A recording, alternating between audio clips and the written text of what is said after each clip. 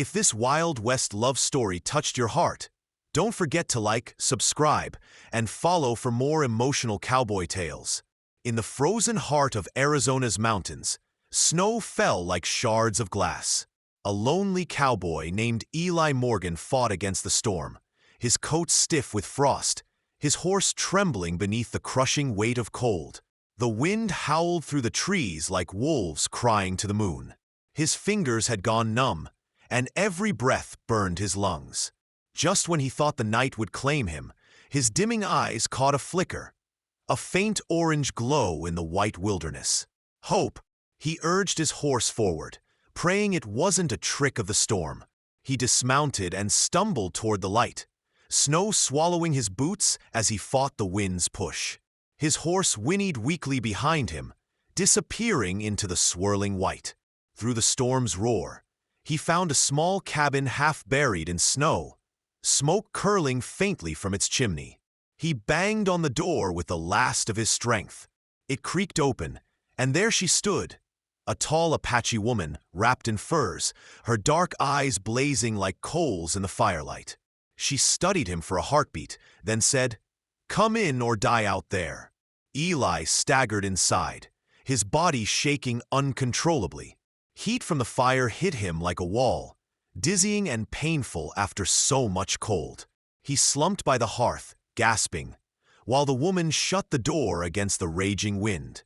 The cabin was small but sturdy, hand-built, with animal skins hung to block drafts and herbs drying over the flames. She moved with quiet power, a rhythm born from solitude. "You shouldn't have been out there," she said, her voice calm but firm. "No man survives this storm alone." Eli's teeth chattered as he managed. "Didn't plan to die tonight, ma'am." She gave him a sharp look, then crouched by the fire, adding another log. Her hair shimmered dark against the glow, her skin warm copper under the flickering light. He noticed the rifle leaning near the wall and the hunting knife at her belt. This wasn't a helpless woman. She was wild mountain strength carved into flesh. As thunder rolled through the valley, she turned her gaze on him again and said quietly, "You can stay, but the night will test you." He frowned, not sure what she meant, until she added, "Share my bed or freeze to death." The words cut through the crackle of the fire like a spark through dry wood. Eli blinked, unsure if he'd heard right. She stared at him, steady and unblinking. "Don't mistake me," she said. "It's not about comfort. The cold will kill you before dawn. One body alone cannot hold enough warmth." Eli swallowed hard. He was a cowboy, proud and roughened by years of travel, but never had a woman spoken to him so bluntly. "Ma'am," he started, "I ain't one to—" "Then you'll die proud," she interrupted, turning away. The wind slammed the cabin walls as if to emphasize her point. Minutes passed in silence, save for the storm's relentless howl. The fire danced, but its warmth didn't reach his frozen bones. Pride lost to reason. "All right," he muttered, voice low. "I'll do as you say." She didn't smile, didn't tease. She simply handed him a heavy fur blanket and gestured toward the bed. Just a pile of skins and thick wool near the corner. "Lie down. The heat must be shared evenly." He obeyed, uncertain and awkward, feeling the stiffness in every limb. When she joined him, the fur shifted, and the air filled with the faint scent of cedar smoke and wild herbs. Their bodies lay inches apart, and yet the distance felt like miles. Eli could feel the tremor of her breath, steady and controlled. "What's your name?" he asked quietly. "Naeli," she answered. "It means I love you in my people's tongue." The irony wasn't lost on either of them. "Eli Morgan," he said, "ranch hand, trail rider, and fool for getting lost in a mountain storm." She gave a faint chuckle. "Then maybe the spirits brought you here, or maybe they're punishing you." He wasn't sure which was worse, but her voice, soft and strong, made him forget the storm for a moment. Time slowed.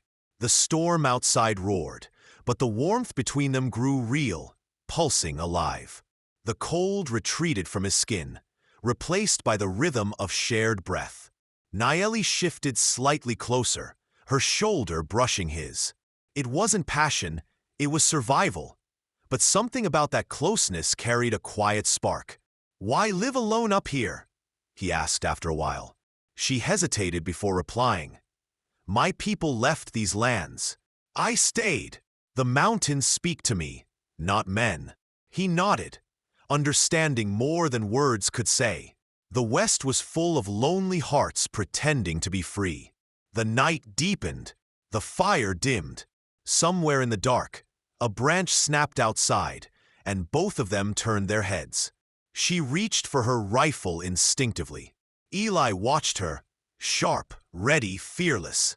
When nothing followed, she eased back and lay down again. "You're brave," he whispered. "No," she said softly, just used to the fight. The honesty in her tone cut deep.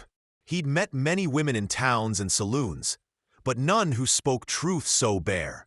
He realized then that she wasn't just saving him from the cold. She was teaching him something about survival itself. Hours passed. The storm softened, replaced by the quiet hum of falling snow. Eli's eyes grew heavy, but his mind refused rest. He thought of the warmth pressed against him, the heartbeat that wasn't his, the strange comfort of a stranger's presence. He wanted to speak, but the words felt too fragile for the silence. So he simply whispered, "Thank you." Nayeli didn't answer. Instead, she turned slightly, her breath grazing his neck. "Sleep, cowboy. Dawn will find us alive."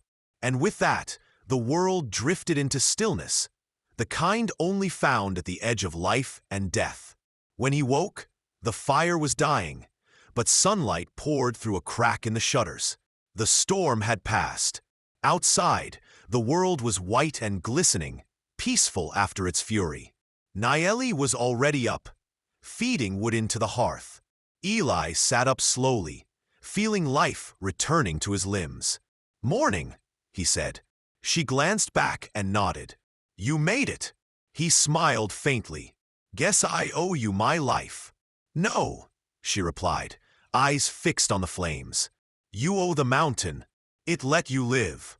He studied her, realizing how she belonged to this place in ways he never could.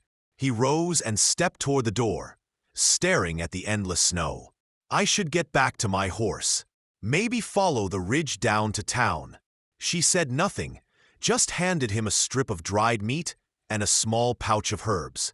"For strength," she said. "The road will be long." He took them, hesitating. "Will I see you again?" She met his gaze, steady, unreadable. "The mountains keep their secrets, cowboy." He nodded slowly, knowing words couldn't break that silence. Still, something in her eyes told him this night would never be forgotten. Before stepping out, he paused, turning back once more. "You ever need a place to go?" he said softly. "My ranch is near the Verde River. Just ask for Eli." She tilted her head slightly, a faint smile playing at her lips. "If the wind carries your name, I'll follow it." For a moment, neither spoke. The world outside shimmered white and blinding. Then he pulled his hat low and pushed open the door. The cold bit his cheeks, but it no longer felt cruel. It felt clean, alive. Behind him, the door shut, and the fire's glow faded into the snow. As he rode down the mountain later that day, he looked back once, half expecting to see smoke rising from the cabin. There was nothing, only the still, untouched beauty of winter. He didn't know if she'd been a dream, a ghost, or just a woman brave enough to face the storm alone. But the memory of her words, "Share my bed or freeze," lingered like a flame in his chest. The mountains had tested him, and through her, they had shown him warmth deeper than fire.